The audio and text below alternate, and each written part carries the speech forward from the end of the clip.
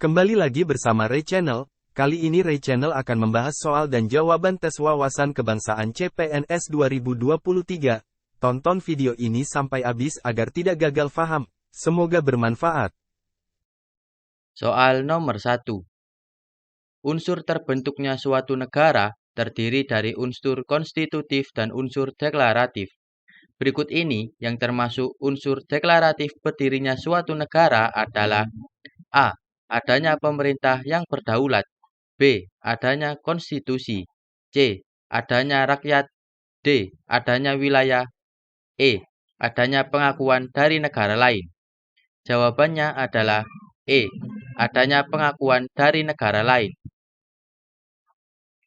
Pembahasannya adalah unsur berdirinya suatu negara terdiri dari unsur deklaratif dan unsur konstitutif. Unsur deklaratif merupakan unsur yang tidak mutlak ada ketika suatu negara berdiri. Boleh dipenuhi setelah suatu negara berdiri. Contoh dari unsur deklaratif yakni pengakuan dari negara lain. Sedangkan unsur konstitutif merupakan unsur yang mutlak harus dipenuhi saat negara didirikan. Unsur konstitutif ini terdiri dari yang pertama adalah adanya rakyat, yang kedua adanya wilayah, dan yang ketiga adanya pemerintah yang berdaulat. Sebelum lanjut, jangan lupa like, komen, dan subscribe. Semoga ilmu yang Anda dapatkan bermanfaat. Soal nomor 2. Mengarahkan perbedaan dalam suatu kerjasama demi tercapainya tujuan bersama merupakan salah satu bentuk pengimplementasian Pancasila sila ke A. Kelima, B. Keempat, C. Ketiga, D. Kedua, dan E. Pertama. Jawaban yang benar adalah B. Keempat.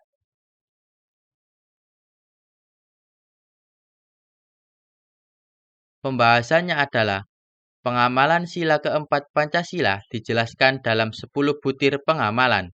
Di antara butir-butir tersebut adalah sebagai berikut ini. Yang pertama, mengutamakan musyawarah dalam mengambil keputusan untuk kepentingan bersama. Yang kedua, musyawarah untuk mencapai mufakat diliputi oleh semangat kekeluargaan. Yang ketiga, menghormati dan menjunjung tinggi sikap keputusan yang dicapai sebagai hasil musyawarah. Yang keempat adalah dengan iktikat baik dan rasa tanggung jawab menerima dan melaksanakan hasil dari musyawarah. Soal yang ketiga.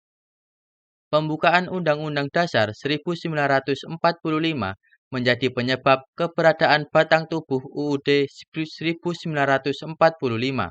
Hal tersebut merupakan maksud hubungan dari pembukaan dengan batang tubuh UUD 1945 yang bersifat A. Material, B. Fundamental, C. Organis, D. Formal, dan E. Kausal. Jawaban yang benar adalah E. Kausal. Pembahasannya adalah hubungan antara pembukaan Undang-Undang Dasar 1945 yang memuat Pancasila di dalamnya dengan batang tubuh UUD 1945 bersifat kausal dan organis. Bersifat kausal artinya bahwa pembukaan UUD 1945 merupakan penyebab keberadaan batang tubuh UUD 1945.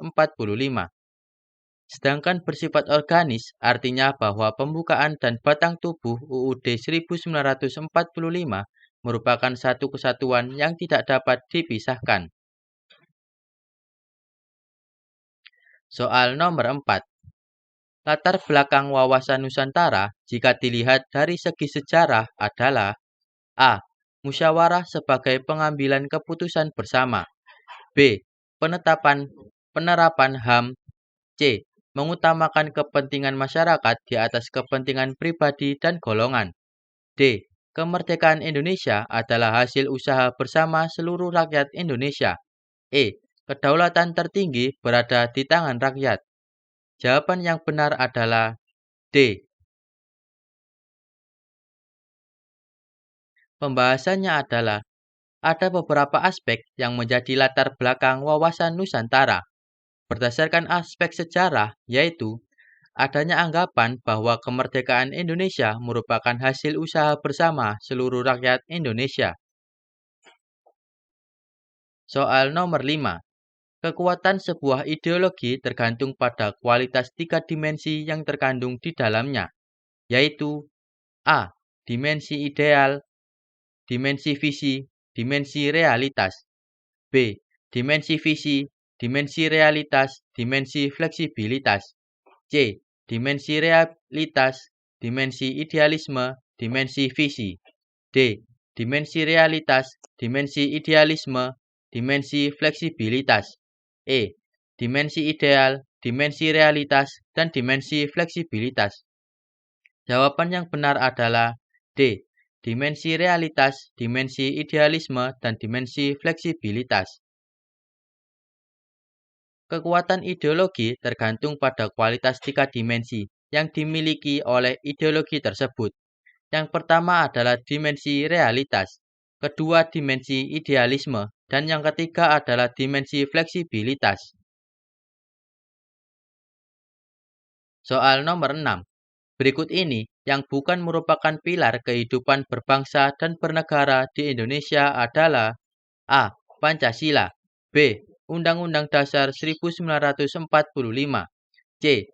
Bendera Merah Putih, D. Negara Kesatuan Republik Indonesia, E. Bhinneka Tunggal Ika.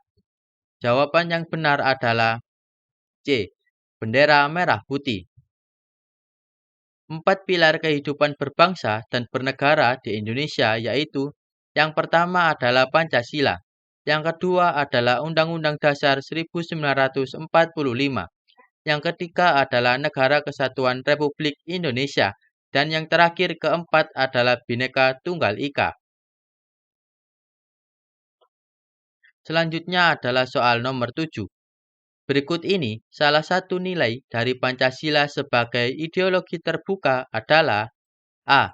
Nilai guna, B. Nilai manfaat, C. Nilai tambahan, D. Nilai fungsi, dan E. Nilai dasar. Jawaban yang benar adalah E. Nilai dasar. Ideologi Pancasila bersifat ideologi terbuka. Artinya dapat menyesuaikan dengan keadaan yang terus berkembang tanpa harus mengubah nilai fundamentalnya. Nilai dalam ideologi Pancasila yaitu yang pertama adalah nilai dasar yang merupakan hakikat dari kelima sila Pancasila. Yang kedua adalah nilai instrumental, merupakan arahan, kebijakan, strategi, serta lembaga pelaksanaannya. Yang ketiga adalah nilai praksis, merupakan perwujudan dari nilai instrumental yang bersifat nyata dalam kehidupan bermasyarakat, berbangsa, dan bernegara. Soal nomor 8. Siapakah tokoh yang pertama kali mengemukakan usulan ide tentang negara kesatuan untuk Indonesia? A. Jenderal Sudirman, B. Ir Soekarno, C. Drs Muhammad Hatta, D. Mr. Supomo, dan E. Muhammad Yamin. Jawaban yang benar adalah D. Mr. Supomo. Tokoh yang pertama kali mengemukakan ide tentang negara kesatuan adalah Mr. Supomo, yang disampaikan dalam pidatonya pada tanggal 31 Mei 1945, yang merupakan sidang pertama BPUPKI. Soal nomor 9. Dalam perjalanannya, Negara Kesatuan Republik Indonesia mengalami perubahan pemberlakuan konstitusi sebanyak A. 2 kali, B. 3 kali, C. 4 kali, D. 5 kali, dan E. 6 kali. Jawaban yang benar adalah C. 4 kali. Perubahan konstitusi di Indonesia terjadi 4 kali. Yang pertama adalah Konstitusi Undang-Undang Dasar Negara Republik Indonesia NRI tahun 1945 yang berlaku sejak tanggal 18 Agustus 1945 hingga 27 Desember 1945. Konstitusi yang kedua yakni Republik Indonesia Serikat yakni berlaku mulai tanggal 27 Desember 1945 hingga 17 Agustus 1950. Konstitusi ini mengakibatkan bentuk negara kesatuan berubah menjadi bentuk negara serikat. Konstitusi yang ketiga adalah Undang-Undang Dasar Sementara 1950. Kembali kepada Negara Kesatuan Republik Indonesia dengan sistem pemerintahan parlementer hingga dikeluarkannya Dekret Presiden 1959 untuk kembali ke Undang-Undang Dasar 1945. Dan konstitusi yang berlaku hingga saat ini yakni Undang-Undang Dasar 1945 yang berlaku mulai tanggal 5 Juli 1959 hingga sekarang yang merupakan Undang-Undang Dasar hasil amandemen. Soal nomor 10. Pilar kehidupan berbangsa dan bernegara di Indonesia terdiri dari berapa pilar? A. 5 pilar, B. 4 pilar, C. 3 pilar, D. 2 pilar, E. 1 pilar. Jawaban yang benar adalah B. 4 pilar. Berikut ini adalah 4 pilar kehidupan berbangsa dan bernegara di Indonesia. Yang pertama adalah Pancasila, yang kedua Undang-Undang Dasar 1945, yang ketiga Negara Kesatuan Republik Indonesia, dan yang terakhir keempat adalah Bhinneka Tunggal Ika.